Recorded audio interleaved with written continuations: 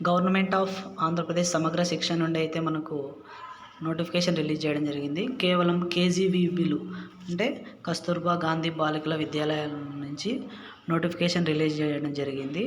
కేవలం ఇందుకు women candidates మాత్రమే అప్లై చేయడానికి అవకాశం ఉంటుంది. టోటల్ పోస్ట్ చూసుకుంటే మనకు ఇక్కడ 604 పోస్టులు అయితే వేకెంట్ ఉన్నాయి. ఇక్కడ టైప్ 3 టీచింగ్ పోస్టులు 442, నాన్ టీచింగ్ 44, టోటల్గా 386 పోస్టులు. టైప్ 4లో టీచింగ్ 165 పోస్టులు, నాన్ టీచింగ్లో 153 పోస్టులు అయితే ఖాళీగా ఉన్నాయి.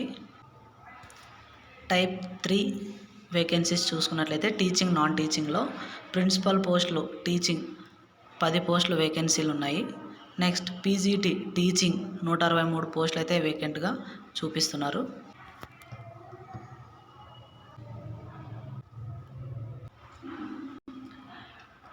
సిఆర్టీస్ టీచింగ్ కాంట్రాక్ట్ బేసిక్లో 165 పోస్టులు.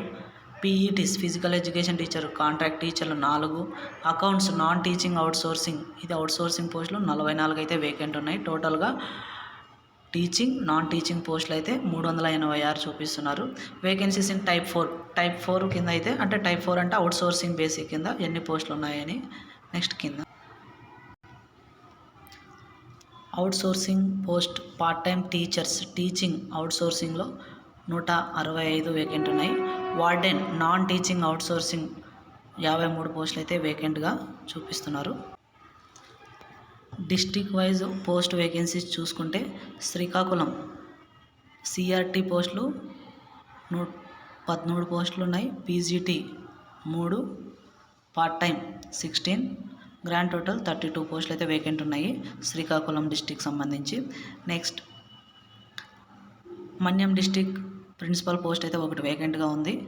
CRT 16, PGT 7, part time teacher పోస్టులు అవుట్సోర్సింగ్ బేసిక్ 7, గ్రాండ్ టోటల్ 31 పోస్టులు అయితే వేకెంట్ ఉన్నాయి. విజయనగరం 38, విశాఖపట్నం 2 పోస్టులు అయితే వేకెంట్ ఉన్నాయి. ప్రిన్సిపల్ పోస్ట్ ఒకటి వేకెంట్ ఉంది.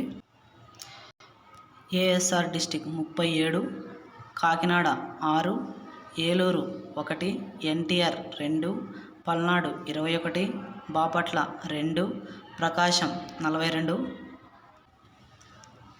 నెల్లూరు 28, చిత్తూరు 10, తిరుపతి 5, అన్నమయ్య డిస్టిక్ 34, వైఎస్ఆర్ కడప 6, అనంతపురం 57,